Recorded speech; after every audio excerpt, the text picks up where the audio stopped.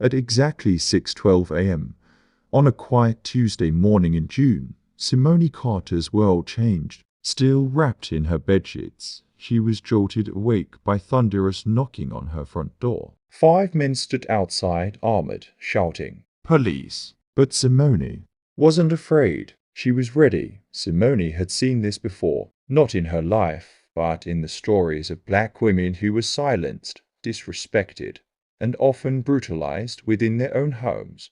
But Simone had studied Reed and vowed she would never be caught unaware. The banging got louder. She tiptoed to the peephole, hands trembling. She saw them, officers in tactical vests, a battering ram in hand. Her heart raced. She knew the drill, but she also knew her rights.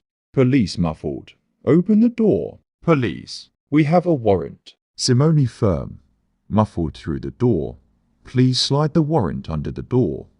What she saw made her stomach drop. The address was wrong. The date was 2 months ago. The judge's signature barely legible. This wasn't just a mistake, it was a threat to her life. Simone took a deep breath. She hit record on her phone. Then another ABP, a live stream. If she was going to be another name, the world would know what happened in real time. Simone. This is Simone Carter. It's June 18th, 6:15 a.m. 5 officers are at my door with an invalid warrant. I have not committed any crime. This is the wrong house. She stood tall, a black woman in a worn t-shirt and bonnet, standing on the battlefield of her living room floor. Police said, "Ma'am, if you don't open this door, we may be forced to enter." Simone replied, "With an invalid warrant? No, sir. You will not enter this home." This moment wasn't just about Simone. It was about every black woman who had ever been violated in the sanctity of her own home. She remembered Anjanette Yang, left naked and humiliated during a wrongful raid. Simone had cried watching that video, and she promised herself she'd never be unprepared. She had a folder by her bed. Know Your Rights guides, a printed copy of her property deed, and a laminated checklist: what to ask, what to say, what to do. Simone, your warrant is expired. This address does not match. You are not entering. If you believe every person deserves the right to safety, dignity, and legal protection, pause right now. Like this video, share it with someone who needs to know their rights, and subscribe to this channel. This story is far from over. Simone knew the power of documentation. Her camera caught it all. The confused expressions of the officers, their unsure glances at one another, their frustrated tones. One reached for his radio. Officer radio whisper. Unit 6. Possible address mismatch. Awaiting supervisor. 1. By 1, the officers stepped back. No apology. No explanation. They left her door, descended the steps, and drove off into the early morning fog. Simone didn't cry. She didn't scream. She sat down, opened her laptop, and uploaded the footage to a private drive. Sent it to 3 lawyers, 2 journalists, and her mother. Simone in message. Mama, I'm safe. But it almost happened, just like we talked about. By noon, the footage had gone viral. 200,000 views. Her phone buzzed non-stop. Legal experts called. Civil rights organizations offered representation. Simone Carter, a 33-year-old social worker and part-time law student, became a local hero. Overnight, she didn't want fame, but she accepted the responsibility. Simone said, "I'm not a hero. I'm not special. I'm just informed. And we all can be." She launched a free online course, Your Door, Your Rights, 10,000 downloads in 3 days. 3 weeks later, Simone sat in a courtroom. Her attorneys filed a formal complaint. The officers were called to testify. They claimed miscommunication, poor intel, a typo. But the truth was clear. Laziness almost cost a woman her life. While no entry was made, this court finds the actions reckless. Protocols must be reviewed immediately. The department issued a quiet apology. But Simon's mission had only just begun. Workshops followed. Simone traveled across cities. She spoke at colleges, churches, even police precincts. Some clapped, some frowned, but all listened. Audience member said, "You reminded me we don't have to open the door just because someone knocks," Simone replied. "That's right. You open the door to truth, not to intimidation, but in the shadows. Resistance brewed. Not everyone liked what Simone represented. Anonymous messages, online threats. One night, she came home to find her front door scratched, a single word etched. Enough, she called the police. This time, they took an hour to respond. When they arrived, she didn't tremble. She showed them the footage. The officer avoided her eyes. That night, a knock came. Not from police, not from neighbors. A man in a black hoodie handed her a sealed envelope. He walked away before she could speak. Inside, 3 photographs, the same officers, outside a different home, and on the back, scrawled in red ink, "You're not the only one. Meet me where the truth was buried." Midnight, Thursday. Simone stared at the message, her breath caught. A new chapter was opening, and this time, she wasn't just defending her own door. Those words haunted Simone Carter, even as her neighbors watered plants and kids biked past her house. She couldn't shake the message. The envelope, the photographs, the haunting red ink. They weren't just a warning. They were a dare, and Simone Carter didn't flinch. Thursday, 11:51 p.m. Abandoned lot, 2810 Elm Street. She arrived alone. 4 clung to the pavement. She wore black sweats, an old hoodie, and a GoPro clip to her jacket. The feed was already live. Simone Carter reporting. "It's 11:52. I'm on Elm Street. If anything happens, the world sees it." A figure emerged from the shadows. Hoodie, gloves, a folder in hand. He slid it across the pavement. "Who are you?" Simone asked, calm but coiled. The man didn't answer. "Just this. I believed in the system until I saw what it did to people like you." And he disappeared into the fog. Simone picked up the folder. Inside, a USB stick, 3 photographs, and 1 word scrawled in blood red marker. Phoenix, 2:07 a.m. Home office. Simone inserted the USB into her encrypted laptop. Folders opened. Operation Nightfall Phase 2 Internal Review Suppression Teams. Target Zones 2025 Expansion. Inside were documents marked confidential. Emails, video, charts. 1 PDF stopped her cold. List of priority watch targets, 67 addresses. Everyone a black-owned home. Women-led households. Social workers. Teachers. Law students. Her name, 12. Simone Carter status. Active resistance. Threat level B and a highlighted note read.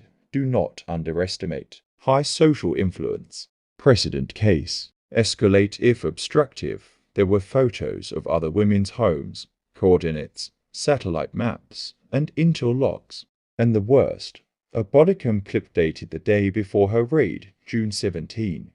4:39 a.m., the footage showed a SWAT team breaking into a single mother's house. Kids screaming, glass shattering, a woman yelling, "Wrong house, I have paperwork." Then, static.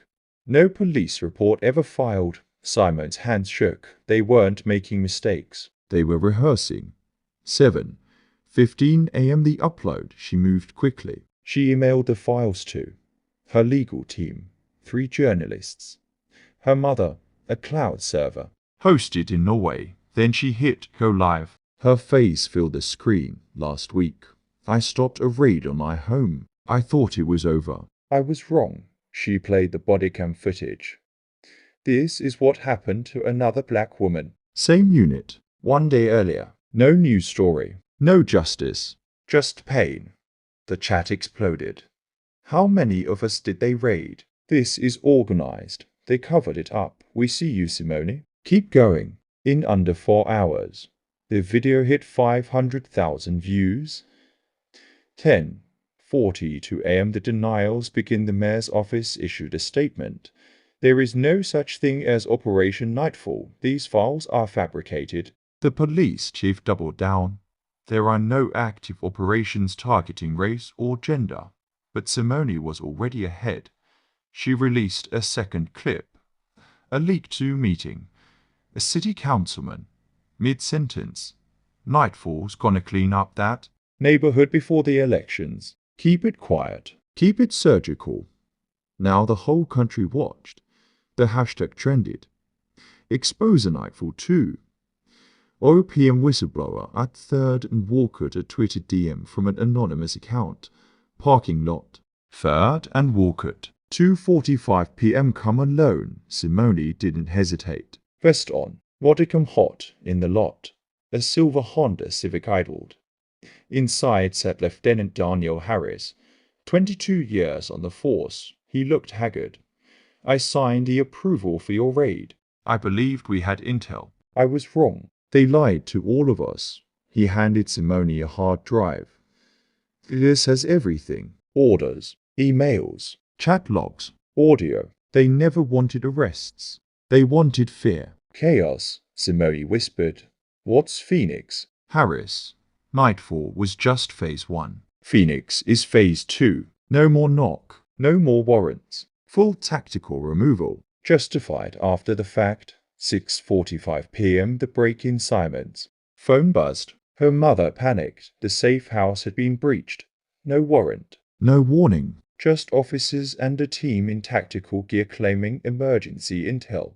Simone wasn't home, but her laptop, USB drives, and case folder were all gone on the desk. A yellow sticky note. Enough, but Simone had planned for this. She had cloud backups, secure emails, flash drives mailed to allies. They could erase a house, but they couldn't erase the truth. She went live again. They broke in. But they didn't break me. Next 48 hours the world responds. The ACLU filed a civil liberties complaint. Black Lives Matter launched a digital justice campaign. The DOJ began an internal review of Nightfall operations. Cities across the country demanded answers. Simone launched a digital course. Your door.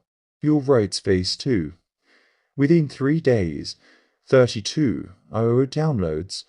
Virtual town halls in 9 states, but even as momentum built, the next file unlocked a chilling twist.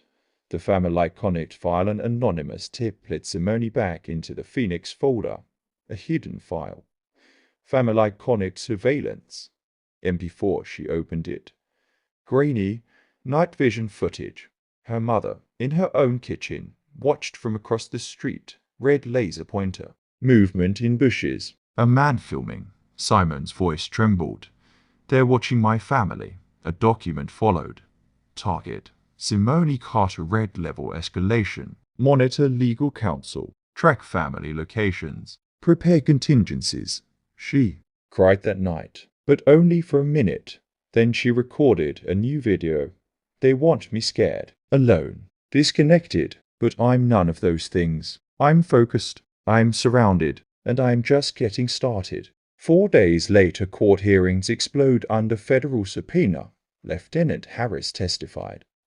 He named Chief Matthews, Captain Ellison, and City Councilman Voss as architects of Nightfall.